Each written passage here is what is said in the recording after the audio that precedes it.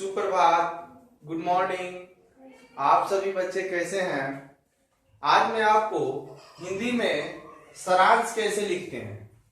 देखिए, कई बार प्रश्न में सारांश पूछता है, कोई क्वेश्चन का सारांश आपको कह दे लिखने के लिए, तो आप लोग को नहीं लिख पाते हैं।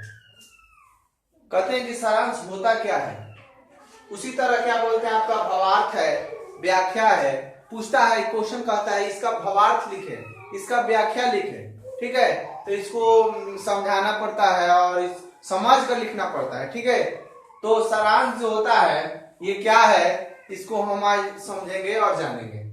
मूल अवतरण के भावों अथवा विचारों को संक्षेप में लिखने की क्रिया को सारांश कहते हैं। जो मूल रूप से मतलब बड़े बड़े किसी के बारे में ज्यादा जानना और उसको बहुत छोटे शब्द में, यहाँ देखिए क्या कह रहा है, मूल संक्षेप में लिखने का मतलब छोटा रूप में लिखने का क्रिया को क्या कहते हैं, सारांश कहते हैं।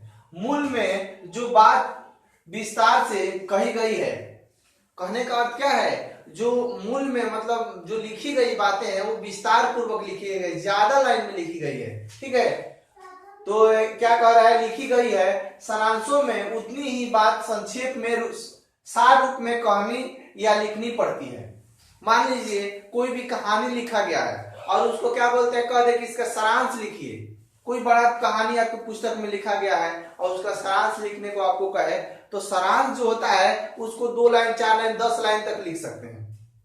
या कहानी में कभी कभी 4-5 पेज का क्या बोलते हैं कहानी है, उसका कहता है सारांश लिखे, तो 1 पेज में 1 से 1.5 पेज में लिखना होता है, ठीक है।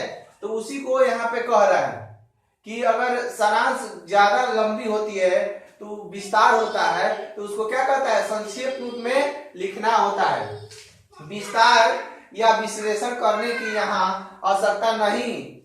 यहाँ विस्तार मतलब संक्षेप, जब सारांश लिखते हैं तो इसमें विस्तार रूप करने का कुछ अधिकार नहीं होता, उसमें विस्तार नहीं कर सकते हैं, ठीक है। और यहाँ पे कह रहा है आगे, भाषा सरल और सुबोध होनी चाहिए।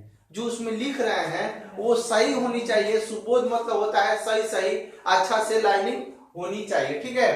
दूसरी बात यह कि सारांश मूल अवतरण से छोटा होना चाहिए। जो सारांश है वो क्या बोलते हैं, पहले जो बातें लिखी गई है उसमें शॉर्ट होनी चाहिए, ठीक है। मान लीजिए कोई 2-3 लाइन की बातें हैं, कह दे उसका सारांश लिखे तो 1 लाइन में लिखेंगे। अगर 4-5 पेज की बातें हैं तो उसको अगर सारांश लिखने को कहता है तो क्या करेंगे, उसको 1 पेज में लिखेंगे। अगर 4-5 पेज की बातें हैं तो 1 पेज में लिखेंगे, ठीक है। और ऐसे ही क्या बोलते हैं, भावार्थ पूछता है सवाल, व्याख्या कहता है लिखने के लिए, ठीक है। तो आप उसे लिख लीजिएगा और इसको समझ लीजिएगा। देखिए, सारांश होता है वो सारांश एक प्रकार का क्या है, तो एक प्रकार की समझिए कि लिखने की क्रिया है जो क्या बोलते हैं संक्षिप्त रूप में लिखा जाता है। तो इस वीडियो में बस इतना ही।